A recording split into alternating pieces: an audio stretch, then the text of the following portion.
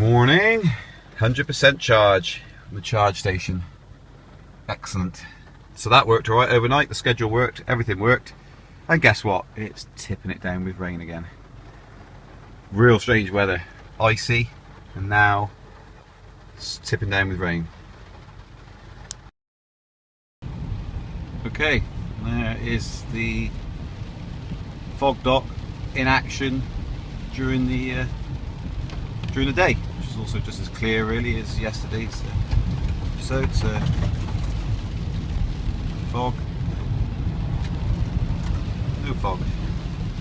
It's a real wet day, so it's not surprising it's fogging out. But yeah, it's clear. No heating on, nothing. Problem solved. In a soaking wet. I'm in the car. You can see that. Getting the kids in and out for school. Soaking wet. Whole car is soaked. But the result is no fogging at all with the heating off. So I shall do the same for all these other windows that are starting to fog up, and the rest of that windscreen. That window's fogging out. Works a charm. Brilliant, in fact. I think it'll last for ages as well. Can't see why it would ever need redoing, particularly because unless I clean the windscreen inside. Pretty cool. Look, wondered if you can fit a air conditioner. No, if you can fit an air conditioning unit in the back of a Nissan Leaf. The answer is no. The answer is yes. But you don't put the lid down yet? No, well that's what you'd think, isn't it? But you know, everyone's got that burning question: will it fit? Look at that. It just fits with ease. Except for you catch up. That'll save everyone's day now. Yeah. They'll be so happy. Aren't See you that? all happy? Yes, it fits. There you go. She's excited. I think it might be with a touch of sarcasm. See you later. Okay, I wasn't going to do any videoing really today because it's just I'm going to work 6 miles, and then I'm going to Mike, who works for me. I'm going to his house, which is 8 miles away. But an interesting development. I got to take a dehumidifier, which you've seen a minute ago. It's actually an air conditioner and a dehumidifier, to his place. I left that at home, so I had to go back home. That's 6 miles, and then 6 miles back again, same direction. I took a slightly different route back. It's the quickest route and the easiest, not through country roads. But when I went through a village called Lidbrook, the road's flooded. Okay, so what I'll do is I'll go around the main roads. Go around the main roads, those roads are flooded as well. And I've actually gone significantly around out my way, and now I've got a display of 49% battery, 39% on the guessometer, which we ignore, don't forget. I'm going now all the way back to where work is and going to the other available route. I could go even farther afield and go up to a place called Monmouth and then come round the roads there and hope that the Monmouth Bridge is open. So I'm going back to where it's closer to home and then trying to head back out on a slightly different route. So that's it's turned into, from something that should have just been really local, into being something that's actually going to stretch the limits of this car again. So we'll see how I get on. We've got 48% battery now. I'm probably another 8 miles away from getting back to where I started, and I need to head out another 10 and then 10 back. So it's going to be very fine for it. So I shall drive very steadily and see how we get on. But it is a weird day, and it just shows that despite it being incredibly local, as in he's only 8 miles away, it can turn into a huge journey, especially if you have lots of flooding, which isn't necessarily the car's fault because it's the flood's fault. But wow, okay, it's turned into, I must have done now, I've probably done 40-50 miles in total. I haven't got there. I'm going back to where I started now, with another 8 miles on top of that. So yeah, it's going to be really pushing it. Heating is off. Okay, so I managed to get to his house, and I'm off again. Got to go home now. But that's all I've got. Should get home fine. Got an iced up windscreen. So, all being well, I will get home just fine. But it is cutting it fine again, but it should be fine. 13% should get there with ease. There we go, look. Nothing on there, 7% battery. So, yeah, some terrible roads again. I should expect that to go to the 3 lines on the battery percentage very shortly as well. It usually goes down to 6%, and then it just goes flat lines then. We're at 1 degree C, so temperature is pretty low. But yeah, I shall film that when it goes flat. But we're probably 1.5 miles, 2 miles away from home, so there's no issue at all. You know, it'll get there with ease. This is the road I have to go across. There's massive potholes everywhere. I don't know if you can see that, but pretty bad roads. But there we go. So at 6%, I would expect to see that drop to nothing. I don't think it goes down to 5. It may do. I've never seen it go to 5. It just usually just drops off like that.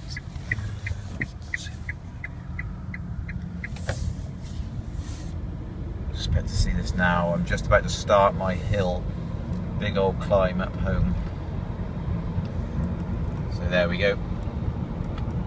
So nothing to worry about.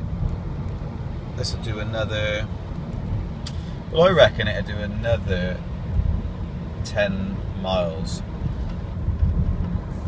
And that's the most I want to push it at this point, from that point of the battery. Another 10 miles on the sort of up and down terrain. But I've never never gone flat before. So I've done 1,000, almost 1,200 miles. And I've never run out of juice. So fairly confident in the vehicle, really. It's a bit scary when you're far away from home, but it's good fun when you're close to home. You don't have to walk too far then if it does run out. What's interesting to know, but it's quite hard to explain, is that your throttle starts to the full left, so your regen. If you notice, if you let go, that's your, depending on how fast you're going, it'll be full to the left. And as you increase your throttle, it moves across to the right. It doesn't start at the first white dot and move right. Really, it starts there, and then as you let off the throttle, so you can play with, it's hard to explain, but you can play with the throttle and reduce. So if you put it on B mode, you can reduce, like now, I can reduce the amount. I can just let freewheel at that white dot, which is essentially neutral. So you can play around with that and let it free coast and roll. Or you can put a little bit on, or you can put more regen on. You can control it quite well. I've been having some fun with that today, messing around with how heavy the regen is. So what I'd like to do now is put on B mode, so it's the harshest regen, and then play with the throttle to get the exact custom regen that I want for the situation, to try and make it coast as long as possible and draw back as much energy as possible, if that makes sense. It's a fun little game you can have if you've got the Mark II, put it on B mode and play with the throttle to give you the best performance. Seems to work quite well. Right, you guys may be interested in this because it's kind of related. To a power consumption, not by default, but I've got a system whereby called Lightwave RF, and I can control my lighting in the house with my iPhone. Now I'm using my iPhone to film, so it's also available on Android. And what you can do is you can turn lights on and off, or anything you like, using sockets that look like this. So for instance, without touching anything, I could go to, say, Office, and I could say the storage disk, and I could turn it on. So if you just review this, there you go, see, gone blue. I can turn it off. I can turn, so the kitchen light, I can, if I just turn my office light off and point it towards the kitchen, you'll see that if I turn on the lights come on. I can therefore dim the lights, so I can put them at half, so I'll slide that down, I'll just film it. So I can dim them. I can put them at full, or I can turn them off. So that's an excellent thing, basically. From that, you can also view your energy consumption, which is probably more in line with these videos, and that'll tell you what you're consuming, basically. Now, the reason I bring this up is, one, it's a pretty neat system, and it's a home install job. You can do it yourself. I mean, these light switches are pretty snazzy. They're not cheap, but then they're stainless steel, and they've worked flawlessly. I had a few problems to start with, but they replaced them out for me, no problems, and I haven't had a problem in the last 12 months. So I've got all my Xbox, my TV, everything on them. I can turn it all off remotely. So you can be at home, or you can be at work or anywhere in the world and turn all your lighting on, etc. And they're going to bring out some thermostat remote controls as well, which would be ideal, because you can actually then customise your central heating system depending on which rooms you want heated at the push of a button, which is very useful if you've got kids upstairs and you want heated on downstairs blasting out because you're cold. You don't want them to overheat, so you can turn it off or minimise it. But to get your power outage, or usage should I say, not outage, you need this device here. Now to get this, the very least you need on this system is this, which plugs into your router via an Ethernet cable. As you can see, it says no kilowatts at the moment at all. It's because, I presume, it's either broken or the batteries are gone, so I'm just going to replace them, and that's what made me think I should probably film it. So this just goes around your electric cable outside on your meter box, basically, on the I think it's on the in between your meter and your main board. That goes on there, and you need some batteries, and it sends a signal over to this. So I should change the batteries and see if this starts reading on here and this on here. And then what I'll do is I will turn the car on charge and just see how much the power goes up, how much it consumes when I first switch it on. That with the new batteries is fresh as a daisy, so I shall go and plug it over the cable outside. Okay, it actually goes. This is where it's been wrapped the whole time. I've had it for over 12 months now, so a long time before I got an electric car. It actually wraps around here, or anywhere I think. Into, to be honest, I can't really remember. Quite awkward doing it one-handed as well. There we go. Right, and then basically hang that up on there. This should then give me a reading, all being well. Okay, you can now see that has got a reading. It's great, so I'm consuming 0.8 kilowatts. So what I can then do, if I turn everything off on here, just turn everything off, we'll see how much that affects the power I'm using. So if I turn off the kitchen lights, I then go to the living room, I turn off that one, turn off that one, turn off that one, turn off that one, turn off that one. As you can see, it's dropping down, which is excellent. So you can monitor your usage basically. So from here I can then go back to the energy button, and that shows you how much I am consuming. Now obviously it's only been plugged in, so the use today is wrong, but there we go. So what I'm going to do now with it like that at stable 41, I shall 40, I shall turn my car on and see what difference that makes. This is my car, and I brought it back from work, and obviously had that terrible diversions upon diversions. That's my charge remaining, so it reckons I could do another 3 miles. So I'm going to start it charging now. I'm going to say yes. Let's see what that does, if anything. It is a little bit buggy, this. I mean, I can probably... Oh, there we go. I'm not sure if it's doing it or not. Let me just refresh and see if it works. It is ultra buggy. Hopefully it's actually charging. I'll give it a few seconds to do this. If not, I shall go and just look out the window, see if the lights are on. The power hasn't changed, still 0.41, so it's hard to believe when I've clicked start charging and click yes, it actually is. Now it's updated and it hasn't changed, so I'll do start charging again. Are you sure? Yes, I am sure. Ah, there we go. Now that looks a bit more promising.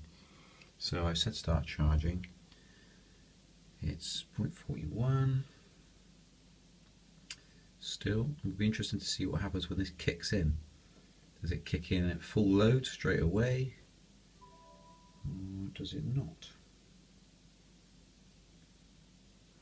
Still 41.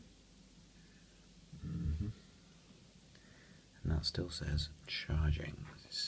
I'll keep it on because it gives you an idea of how much time you can waste on this. So it says charging. There we go. Let's have a look. Oi, there we go. So that's what happens when you start charging, basically. That's very good. So that's a very easy way to monitor it. Of course, you can monitor it on the mobile as well. I think you need to re-click, so you need to go away to home and then re-click energy and it should be up. Nope. Let's have a look. So cost per day. Yeah, so you can enter all this as well, by the way. You can enter your units, what you pay, depending on what tariff you're on. So let's have a look. Energy. There we go. Oh wow, so it's really ramped up now. Yeah, so it comes on. I presume it started at that anyway. So is it 3? It's running at 3 kilowatts, I would guess. Maybe a little bit over. And that is charging away. Okay, guys, I hope that's of interest to you. So it's given a charge time of 8 hours 30, which is miles better. Miles better than that trickle charge.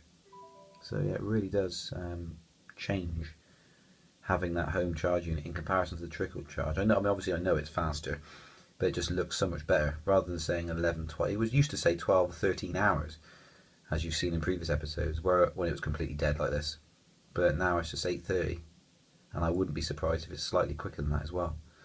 I'm well impressed with this, well impressed, and of course what really finishes off the system is something a bit like this. So yeah, it's ideal, and you can monitor it to your heart's content if you really want to. I mean, obviously it's not a requirement, but I find that it's really useful for around the house, for remote turning on, for security, or just because you can't be bothered to get out the sofa. I think that's going to be it for today, guys. That is where we're at with that. Bye.